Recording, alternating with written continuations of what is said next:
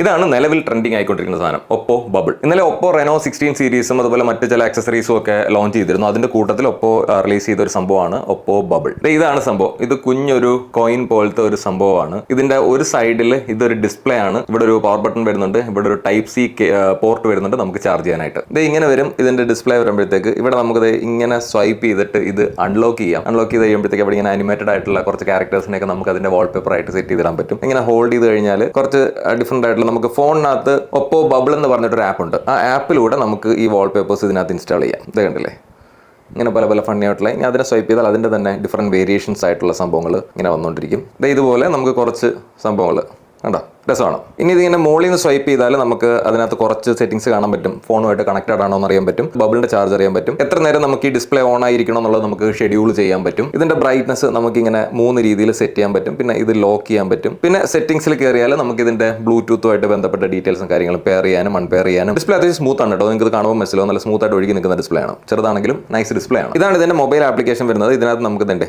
ഇവിടെ വെച്ചിട്ടാണ് ഞാൻ നേരത്തെ പറഞ്ഞ ഈ അനിമേറ്റഡ് ആയിട്ടുള്ള വാൾപേപ്പേഴ്സ് നമുക്ക് സെറ്റ് ചെയ്യാൻ പറ്റുന്നത്. ഇതല്ലെങ്കിൽ നമുക്ക് വേണമെങ്കിൽ കസ്റ്റം വാൾപേപ്പേഴ്സ് ഇതിനകത്ത് ക്ലിക്ക് ചെയ്ത് നമുക്ക് ഇഷ്ടമുള്ള വാൾപേപ്പേഴ്സും നമുക്ക് ഇതിൽ സെറ്റ് ചെയ്യാൻ പറ്റും. അതായത് നമുക്ക് ഇഷ്ടമുള്ള ഫോട്ടോസോ മറ്റോ ഒക്കെ ആണെന്നുണ്ടെങ്കിൽ ഇൻസ്റ്റാൾ ചെയ്യാം. അതുപോലെ ഈ ആപ്പ് വഴി തന്നെ നമുക്ക് ഇതിന്റെ ഫേംവെയർ, അതായത് ഒപ്പോ ബബിളിന്റെ ഫേംവെയർ നമുക്ക് അപ്ഡേറ്റ് ചെയ്യാൻ പറ്റും. ഒപ്പോ ബബിളിന്റെ ബോക്സിൽ ബബിൾ കൂടാതെ ഇങ്ങനെ ഒരു സ്റ്റിക്കർ വരുന്നുണ്ട്. ഇതൊരു മാഗ്നറ്റിക് സ്റ്റിക്കർ ആണ്. ഇതിനകത്ത് അത് മാഗ്നറ്റിക്കലി ഒട്ടിക്കോളും. പിന്നെ ഇങ്ങനെ ഒരു സിലിക്കൺ കേസ് വരുന്നുണ്ട്. പിന്നെ ഇങ്ങനെ ഒരു കീ ചെയിനും വരുന്നുണ്ട്.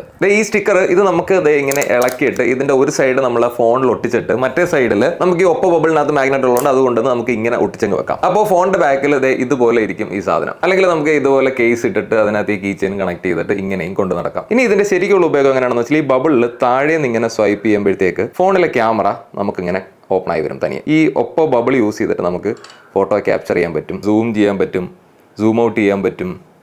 ഇങ്ങനെ സ്വൈപ്പ് ചെയ്താൽ നമുക്ക് വീഡിയോ മോഡ് ആക്റ്റീവ് ആക്കാൻ പറ്റും.